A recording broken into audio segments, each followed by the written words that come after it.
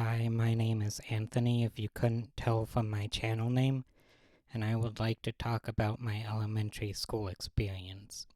This was mostly inspired by Miss Animates, and I would like to give credit.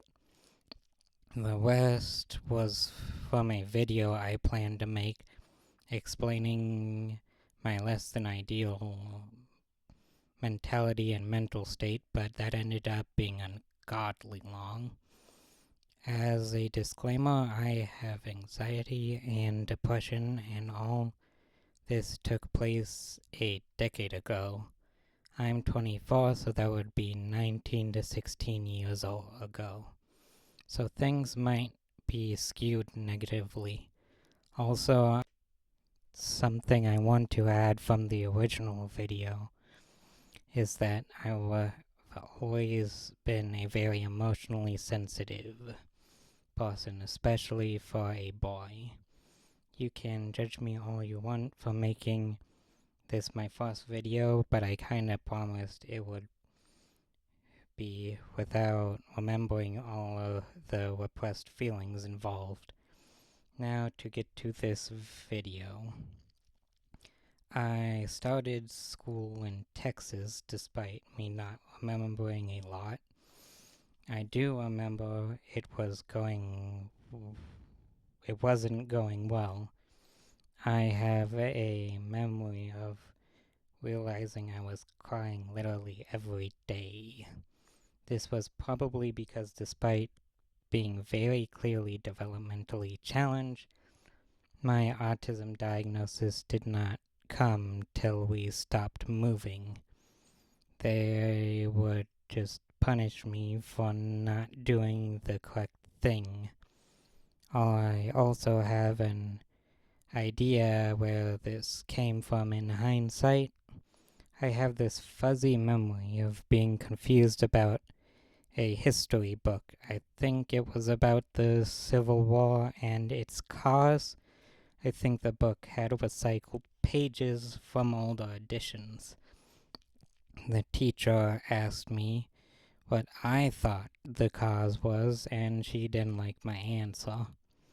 It might have been the states' rights answer, but that's just my opinion now, and I get similar reactions.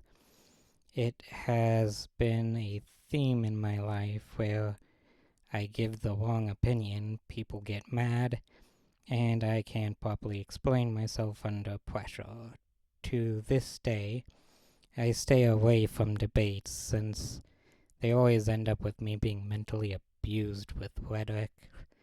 After Texas, we moved back, in air quotes, to my grandma's on my mom's side in Ohio.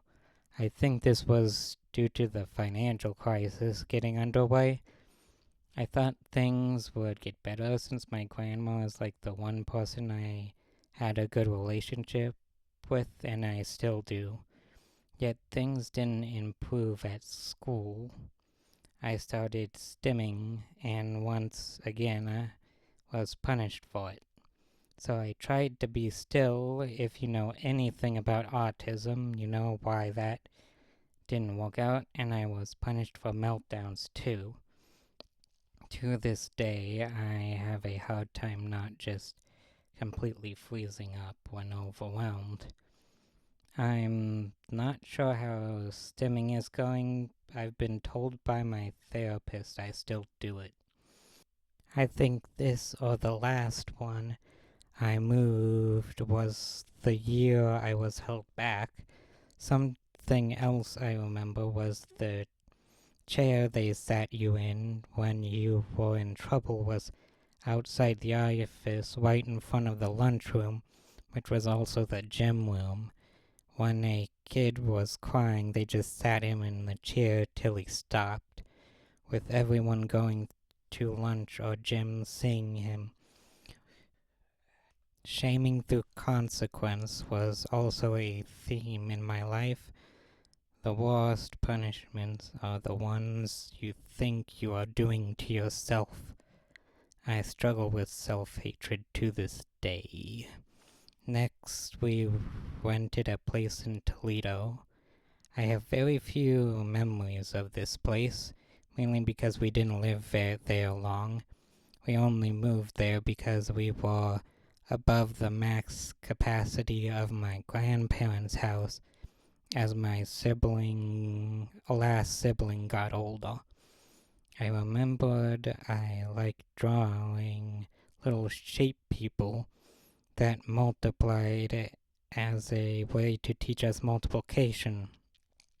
As you could probably tell, I couldn't keep up this habit mainly because my pictures weren't pretty, which hasn't helped my self hate. Finally, we moved to West Liberty, West Virginia, got my autism diagnosis, and nothing changed. Apparently, people didn't want me to get special treatment. This is the place I have the most vivid memories for obvious reasons. I remember that I would always get in the back of the line because I still didn't have full control of my limbs at this point. A girl would always be directly in front of me, which I noticed but would brush off since we were okay at this point. Then she started claiming I was touching her privates. I was eventually able to deduce she was lying by holding my hands behind my back. The teachers wouldn't accept this though. It wasn't until they actually watched us they also realized she was lying. Worst part was sometimes the teacher would still believe her even after she was exposed. They eventually ordered us by the last name, which still put me last. Being put behind my accuser in line was, I think, the first time I felt genuine hatred. I was being sent to the guidance counselor pretty regularly at this point. All she would tell me was to extend my fuse, in quotes. This didn't jack. Something else I remember was my spelling tests and mom's reactions. I had a lot of trouble with them, and my mom would always get mad about it. She would punish me by having me not watch TV that week. Her go-to spanking was out of the picture because corporal punishments of kids was now taboo at this point. Then, when I finally got a passing grade on the spelling test, she had no positive reaction whatsoever. I remember the only getting negative reinforcement was something I noticed as a child. That was the case my entire childhood, which is beyond the scope of this video. To this day, I also struggle with feeling good about anything positive I have happen in my life, which, like I said, things might not have been this bad, but they were still pretty bad. This isn't even getting to my home life or what happened after. Maybe next time I'll talk about some of the fictional universes that made this bearable. Oh, I forgot I was gonna make a video about Pokemon. I hope you don't mind me starting out on a low note. I hope we have better topics in the future, but I don't know if that's gonna happen since being cheery was not something I was taught as a kid. It was something I was just expected to have in me. Sure, I had grandma, but living 3 hours away for most of my life, it wasn't exactly a constant example. I think adults often mistake the energy of youth with emotional positivity. However, after it became clear this strategy was interfering with my psychological development and keeping me in the house, life has since changed its tune. Please have a good day.